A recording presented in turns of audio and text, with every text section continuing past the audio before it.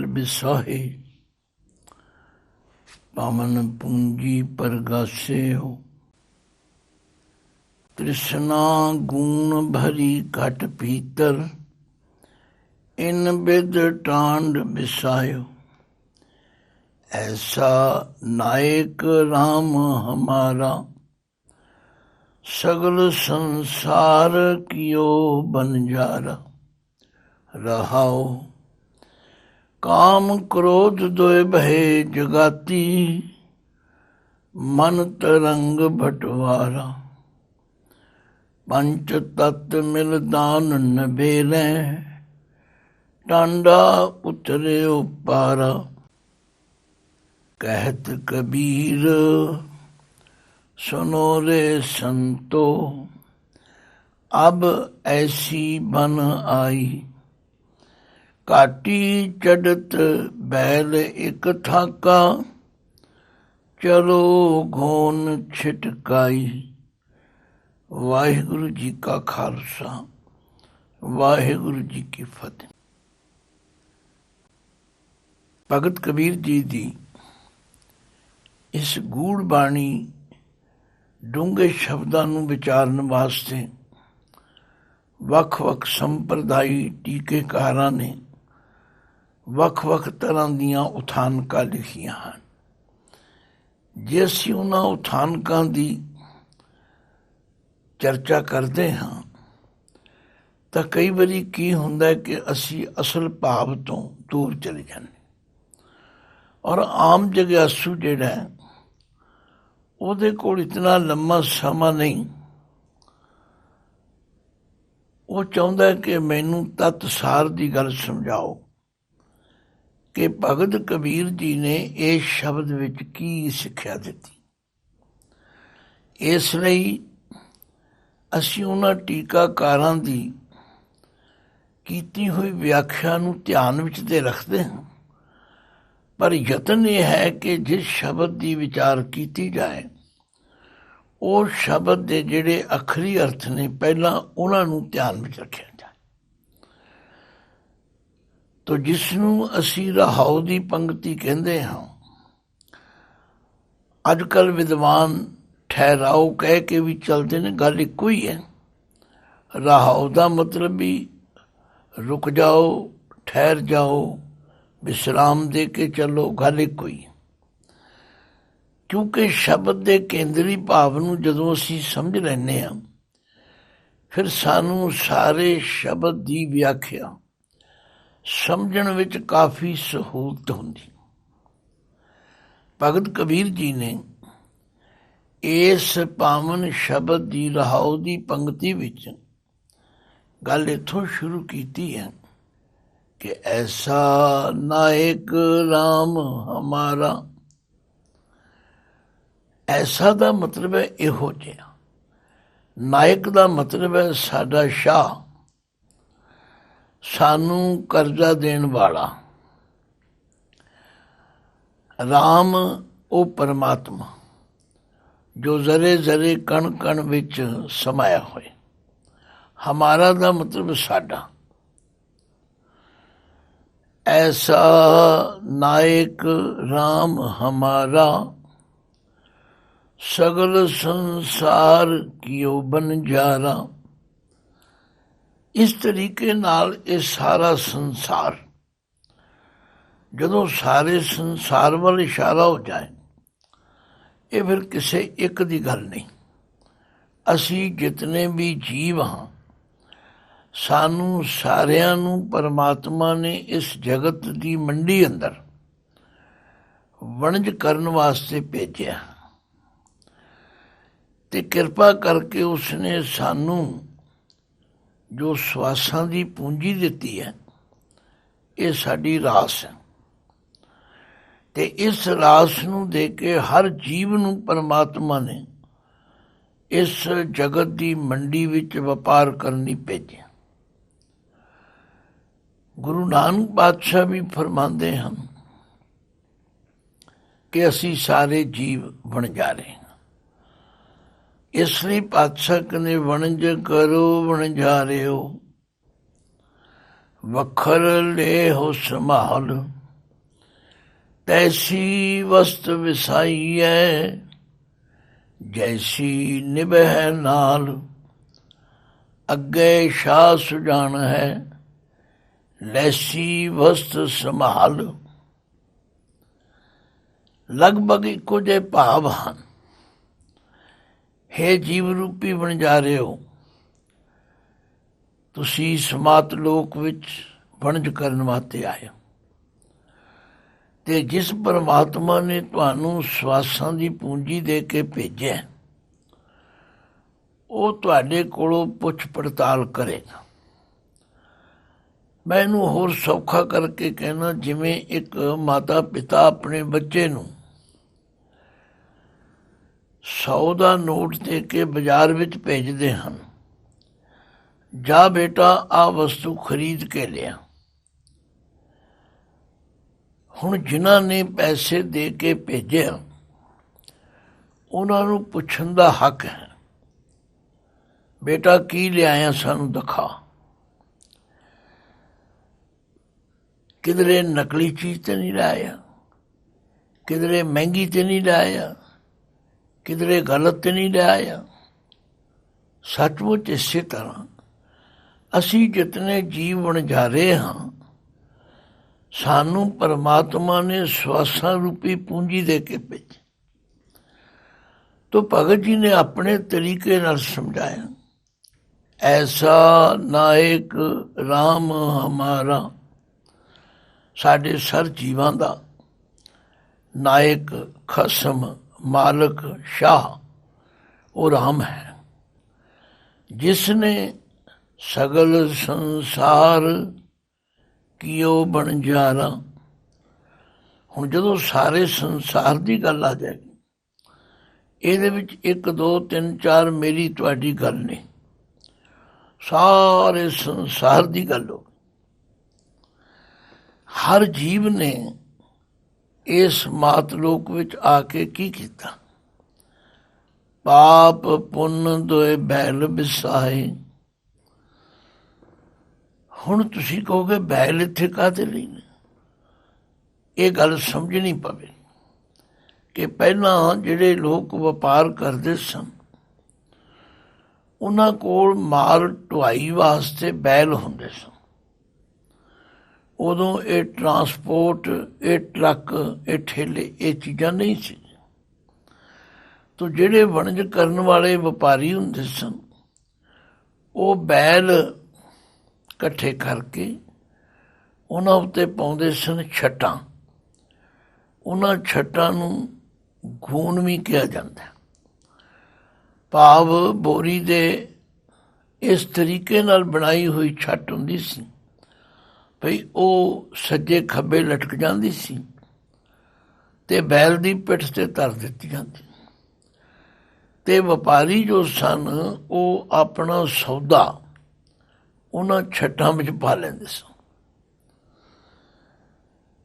2 ਬੈਲ ਇੱਥੇ ਭਗਤ ਜੀ ਕਹਿੰਦੇ ਨੇ ਹਰ ਜੀਵ ਨੇ ਇਸ ਮਾਤ ਲੋਕ ਵਿੱਚ ਆ ਕੇ ਪਾਪ ਪੁੰਨ ਦੋਏ ਬੈਲ ਵਿਸਾਹੇ। ਪਾਪ ਅਤੇ ਪੁੰਨ, ਚੰਗੇ ਤੇ ਮਾੜੇ ਕੰਮ ਕਰਨ ਰੂਪੀ 2 ਬੈਲ ਖਰੀਦੇ ਹਨ। ਭਾਵ ਹਰ ਬੰਦਾ ਜੀਵਨ ਦੇ ਅੰਦਰ ਕੁਝ ਚੰਗਾ ਕਰਦਾ, ਕੁਝ ਮਾੜਾ ਕਰਦਾ। ਇਸ ਤਰ੍ਹਾਂ ਇਹ 2 ਬੈਲ ਹੋ ਗਏ, ਪਾਪ ਅਤੇ ਪੁੰਨ। ਇੱਕ ਇੱਕ ਅੱਖਰ ਨੂੰ ਬੜੇ ਧਿਆਨ ਨਾਲ ਸਮਝਣਾ ਪਵੇਗਾ। ਪਾਪ ਪੁੰਨ ਦੋਏ ਬੈਲ ਵਿਸਾਹੇ, ਪਵਨ ਪੂੰਜੀ ਪ੍ਰਗਾਸਿਓ। ਪਵਨ ਦੇ ਨੰਨੇ ਨੂੰ ਔਂਕੜ ਹੈ, ਇਹ ਕੋਲੈਕਟਿਵ ਨਾਊਨ ਹੈ। ਜਿਹੜੇ ਸਵਾਸ ਹਨ, ਇਹ ਸਾਡੀ ਪੂੰਜੀ ਹੈ। ਪ੍ਰਗਾਸਿਓ ਦਾ ਮਤਲਬ ਪ੍ਰਗਟ ਹੋਇਆ। ਜਿਉਂ ਹੀ ਜੀਵ ਜਨਮ ਲੈਂਦਾ ਹੈ ਤਾਂ ਇਹਦੇ ਕੋਲ ਸਵਾਸਾਂ ਦੀ ਪੂੰਜੀ ਹੈ।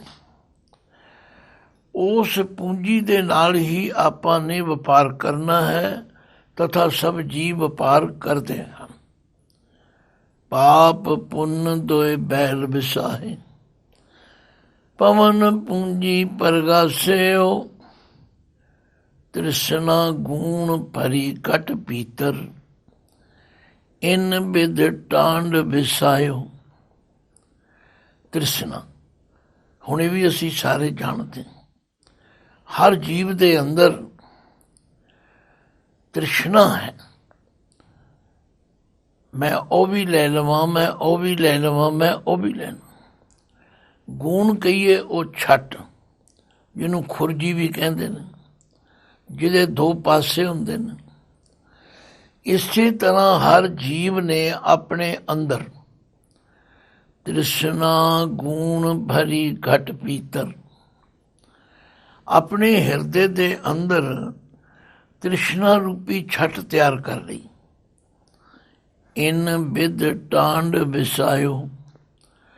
ਹੁਣ ਟਾਂਡ ਉਸ ਕਾਫਲੇ ਨੂੰ ਜਿਹਦੇ ਵਿੱਚ ਵਪਾਰੀ ਲੋਕ ਆਪਣੇ ਬੈਲ ਤਥਾ ਆਪਣਾ ਸਾਜੋ ਸਮਾਨ ਇਕੱਠਾ ਕਰਕੇ ਤੁਰਦੇ ਨੇ, ਉਹਨੂੰ ਟਾਂਡ ਕਹਿੰਦੇ, ਟਾਂਡਾ ਵੀ ਕਹਿੰਦੇ ਨੇ।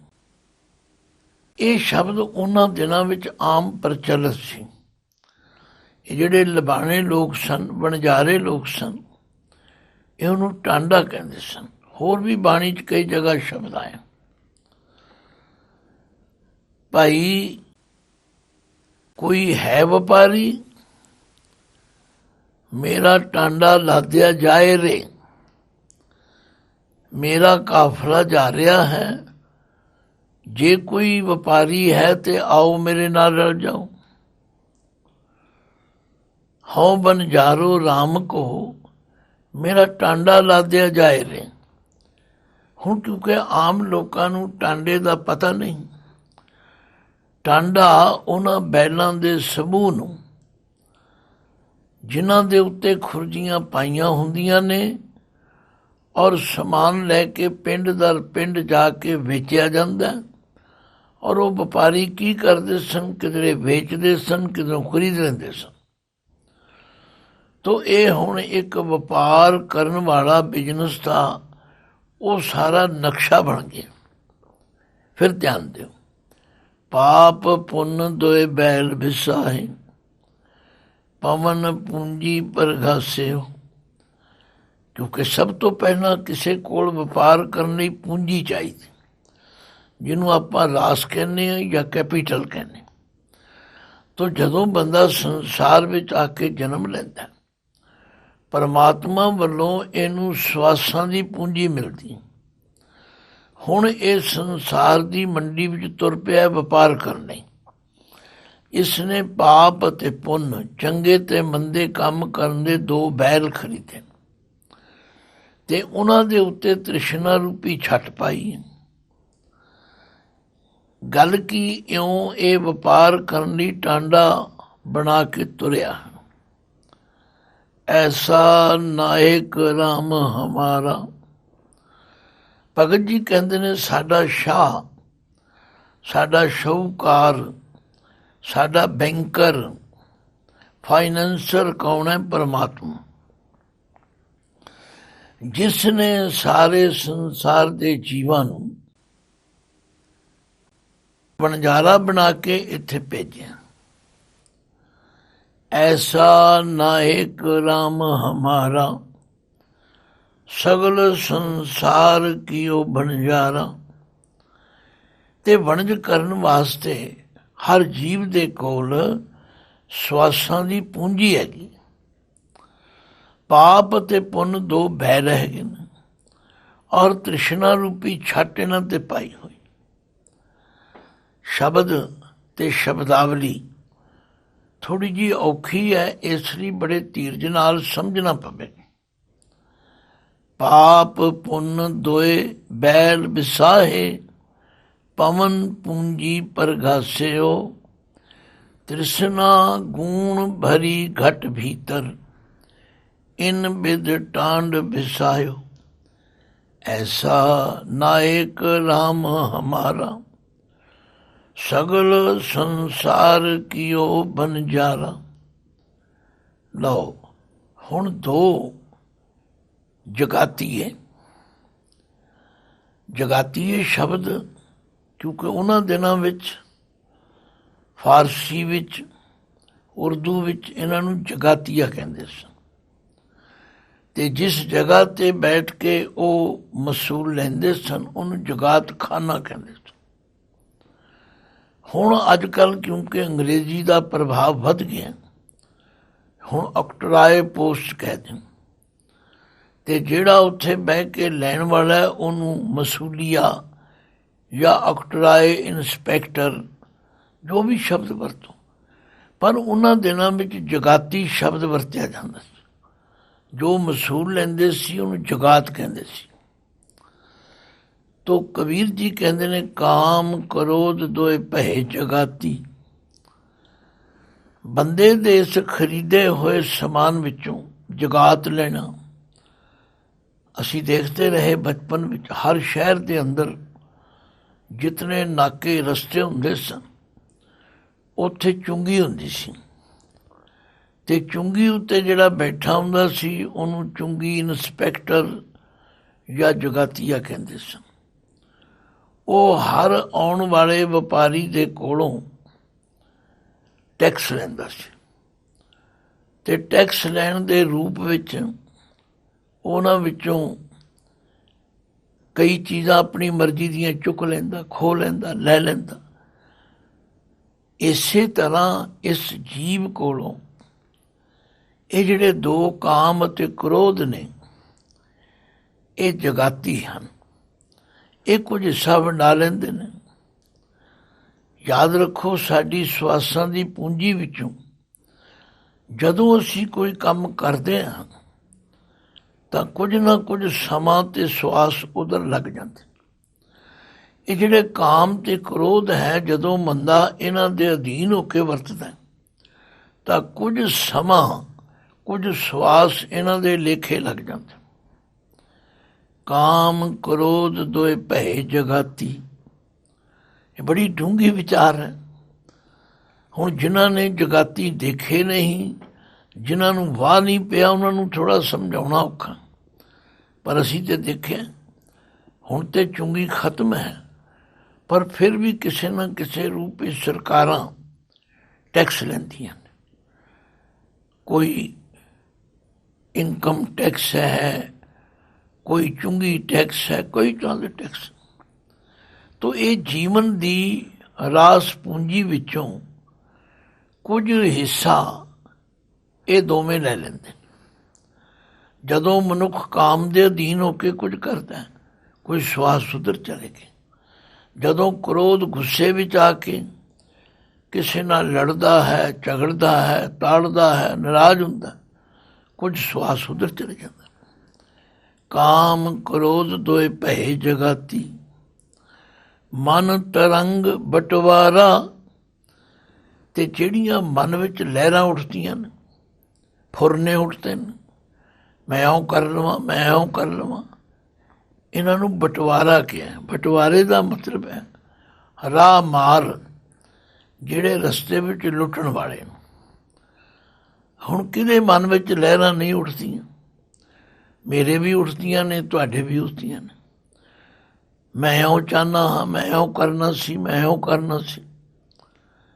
ਕਾਮ ਕ੍ਰੋਧ ਦੋਏ ਭਏ ਜਗਾਤੀ, ਮਨ ਤਰੰਗ ਬਟਵਾਰਾ। ਪੰਜ ਤੱਤ ਮਿਲ ਦਾਨ ਨਬੇਰੇ। ਹੁਣ ਇਹ ਜਿਹੜੇ ਪੰਜ ਤੱਤ ਹਨ, ਜਿਨ੍ਹਾਂ ਨੂੰ ਮਿਲਾ ਕੇ ਇਹ ਸਰੀਰ ਬਣਿਆ, ਪੌਣ, ਪਾਣੀ, ਅਗਨੀ, ਧਰਤੀ, ਆਕਾਸ਼, ਇਹ ਵੀ ਆਪਣਾ ਆਪਣਾ ਹਿੱਸਾ ਲਈ ਜਾਂਦੇ। ਦਾਨ ਨਬੇਰ ਹੈ, ਜੋ ਕੁਝ ਸਾਨੂੰ ਪਰਮਾਤਮਾ ਨੇ ਦਿੱਤਾ ਹੈ ਉਹਦੇ ਵਿੱਚੋਂ ਕੁਝ ਹਿੱਸਾ ਇਹ ਲੈ ਲੈਣ। ਟਾਂਡਾ ਉਤਰੇ ਉਪਾਰਾ। ਇਸ ਤਰ੍ਹਾਂ ਜੀਵਨ ਦਾ ਇੱਕ ਕਾਫਲਾ ਉਤਰੇ ਉਪਾਰਾ ਮਤਲਬ ਨੇੜੇ ਲੱਗ ਜਾਂਦਾ, ਆਪਣੀ ਮੰਜ਼ਿਲ ਵੱਲ ਤੁਰ ਪੈਂਦਾ। ਪੰਜ ਤੱਤ ਮਿਲ ਦਾਨ ਨਬੇਰੇ, ਟਾਂਡਾ ਉਤਰੇ ਉਪਾਰਾ। ਲਓ, ਹੁਣ ਕਬੀਰ ਜੀ ਅਖੀਰਲੇ ਸ਼ਬਦ ਵਿੱਚ ਕਹਿੰਦੇ ਨੇ, ਕਹਿਤ ਕਬੀਰ ਸੁਨੋ ਰੇ ਸੰਤੋ। ਕਬੀਰ ਜੀ ਕਹਿੰਦੇ ਹਨ, ਹੇ ਸੰਤ ਜਨੋ, ਸੁਣਨਾ ਕਰੋ। ਅਬ ਐਸੀ ਬਨ ਆਈ अब हुण मेरी ये स्थिति बन गई है कि घाटी चढ़त बैल एक थाका। घाटी चढ़त ਜਦੋਂ ਕਿਧਰੇ ਇੱਕ ਤੇ ਹੁੰਦਾ ਪੱਧਰਾ ਰਸਤਾ ਤੇ ਇੱਕ ਹੁੰਦਾ ਕੋਈ ਪਹਾੜੀ ਆ ਜਾਏ ਉਹਨੂੰ ਘਾਟੀ ਕਹਿੰਦੇ ਨੇ, ਭਾਵ ਉੱਚੀ ਜਗ੍ਹਾ, ਔਖੀ ਜਗ੍ਹਾ ਜਿੱਥੇ ਚੜ੍ਹਦੇ ਹਾਂ ਜ਼ੋਰ ਲੱਗਦਾ ਹੈ, ਸਾਹ ਚੜ੍ਹਦਾ। ਕਹਿੰਦੇ ਹੁਣ ਮੈਂ ਜਦੋਂ ਦਾ ਪਰਮਾਤਮਾ ਦੇ ਨਾਮ ਰੂਪੀ ਸਿਮਰਨ ਵਿੱਚ ਲੱਗੀ, ਇਹ ਔਖੀ ਘਾਟੀ, ਇਸ ਘਾਟੀ ਤੇ ਚੜ੍ਹਨਾ ਬੜਾ ਔਖਾ ਲੱਗਦਾ। ਦੁਨੀਆ ਦੇ ਹੋਰ ਸਾਰੇ ਕੰਮ, ਖਾਣਾ ਪੀਣਾ, ਹੱਸਣਾ ਸੌਣਾ, ਹਾ ਹਾ ਹੂ ਹੂ ਕਰਨੀ, ਇਹ ਸਭ ਕੁਝ ਸੌਖਾ ਲੱਗਦਾ। ਪਰ ਜਦੋਂ ਕਿਸੇ ਨੂੰ ਕਿਹਾ ਜਾਏ ਕਿ ਸਤਸੰਗ ਵਿੱਚ ਆਓ, ਸਿਮਰਨ ਕਰੋ, ਨਿਤਨੇਮ ਕਰੋ, ਕਹਿੰਦਾ ਇਹ ਬੜਾ ਔਖਾ। ਤੇ ਜੇ ਕੋਈ ਪ੍ਰਭੂ ਕਿਰਪਾ ਦੇ ਨਾਲ ਚੜ੍ਹ ਪਵੇ, ਘਾਟੀ ਚੜ੍ਹਤ ਬੈਲ ਇੱਕ ਥਾਕਾ, ਜਿਹੜਾ ਪਾਪ ਰੂਪੀ ਬੈਲ ਹੈ ਉਹ ਥੱਕ ਜਾਂਦਾ। ਭਾਵ ਉਹ ਹੁਣ ਉਹਨੇ ਉਤਸ਼ਾਹ ਨਾਲ ਫਿਰ ਭੈੜੇ ਕੰਮ ਨਹੀਂ ਕਰਦਾ, ਕਿਉਂਕਿ ਜਦੋਂ ਕੋਈ ਸਿਮਰਨ ਵੱਲ ਪਾਸੇ ਆ ਜਾਏ, ਕਈ ਬੰਦੇ ਮੈਂ ਦੇਖਿਆ ਸਾਰੀ ਉਮਰ ਗਲਤ ਕੰਮ ਕਰਦੇ ਨੇ, ਪਰ ਜਦੋਂ ਵਡੇਪਾ ਆ ਜਾਂਦਾ ਆਂਦੇ ਹੁਣ ਤੇ ਉੱਠਿਆ ਨਹੀਂ ਜਾਂਦਾ, ਹੁਣ ਤੇ ਤੁਰਿਆ ਨਹੀਂ ਜਾਂਦਾ, ਹੁਣ ਤੇ ਸਾਡੇ ਕੋਲੋਂ ਗੁਰਦੁਆਰੇ ਜਾਇਆ ਨਹੀਂ ਜਾਂਦਾ। ਮਤਲਬ ਕਹਿਣ ਤੋਂ ਕਿ ਉਹ ਜਿਹੜਾ ਪਾਪ ਕਰਨ ਵਾਲੀ ਬਿਰਤੀ ਰੂਪੀ ਬੈਲ ਹੈ ਉਹ ਥੱਕ ਗਿਆ। ਕਹਿਤ ਕਬੀਰ ਸੁਨੋ ਰੇ ਸੰਤੋ, ਅਬ ਐਸੀ ਬਨ ਆਈ, ਘਾਟੀ ਚੜ੍ਹਤ ਬੈਲ ਇੱਕ ਥਾਕਾ, ਚਲੋ ਗੋਨ ਛਿਟਕਾਈ। ਹੁਣ ਉਹ ਜਿਹੜੀ ਤ੍ਰਿਸ਼ਨਾ ਦੀ ਗੋਨ ਸੀ, ਛੱਟ ਸੀ, ਉਹਨੂੰ ਛਿਟਕਾਈ ਸੁੱਟ ਕੇ ਤੁਰ ਪਏ। ਕਿਉਂਕਿ ਜਦੋਂ ਬੈਲ ਕਮਜ਼ੋਰ ਹੋ ਜਾਏ, ਉਹ ਉਸ ਭਾਰ ਚੁੱਕਣ ਦੇ ਲਾਇਕ ਨਾ ਰਹੇ, ਤਾਂ ਫਿਰ ਉਹ ਗੋਨ ਛੁੱਟਣੀ ਪੈਂਦੀ। ਭਗਤ ਜੀ ਕਹਿੰਦੇ ਨੇ ਇਸੇ ਤਰ੍ਹਾਂ ਪਰਮਾਤਮਾ ਨੇ ਮੈਨੂੰ ਤੁਹਾਨੂੰ ਸਾਰਿਆਂ ਨੂੰ ਸਵਾਸਾਂ ਦੀ ਪੂੰਜੀ ਦੇ ਕੇ ਇਸ ਸੰਸਾਰ ਦੀ ਮੰਡੀ ਅੰਦਰ ਵਪਾਰ ਕਰਨ ਵਾਸਤੇ ਭੇਜਿਆ। ਗੁਰੂ ਸਾਹਿਬ ਨੇ ਜਿਹੜਾ ਸੌਖੇ ਸ਼ਬਦਾਂ ਵਿੱਚ ਕਿਹਾ, ਵਣਜ ਕਰੋ ਵਣਜਾਰਿਓ, ਵੱਖਰ ਲਿਓ ਸੰਭਾਲ, ਤੈਸੀ ਵਸਤ ਵਿਸਾਈ ਹੈ, ਜੈਸੀ ਨਿਭੈ ਨਾਲ, ਅੱਗੇ ਸ਼ਾਹ ਸੁਝਾਣ ਹੈ, ਲੈਸੀ ਵਸਤ ਸੰਭਾਲ। ਆਖਿਆ ਜਿੰਨਾ ਰਾਸ ਨ ਸੱਚ ਹੈ, ਕਿਉਂ ਤਿੰਨਾ ਸੁਖ ਹੋਏ।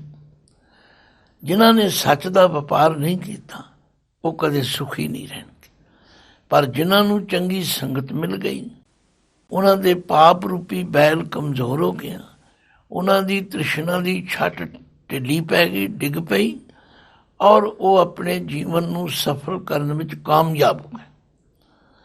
ਤੋ ਸ਼ਬਦ ਬੜਾ ਗੂੜ ਹੈ, ਫਿਰ ਧਿਆਨ ਨਾਲ ਸੁਣ ਲਓ।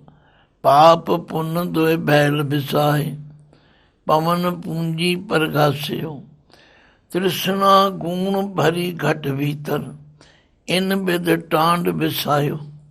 ਐਸਾ ਨਾਇਕ ਰਾਮ ਹਮਾਰਾ, ਸਗਲ ਸੰਸਾਰ ਕੀਓ ਬਣਜਾਰਾ।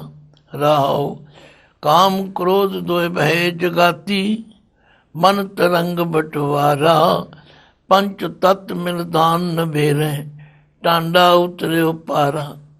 कहत कबीर सुनो रे संतो, अब ऐसी बन आई, घाटी चढ़त बैल एक थाका, चलो गोन छिटकाई।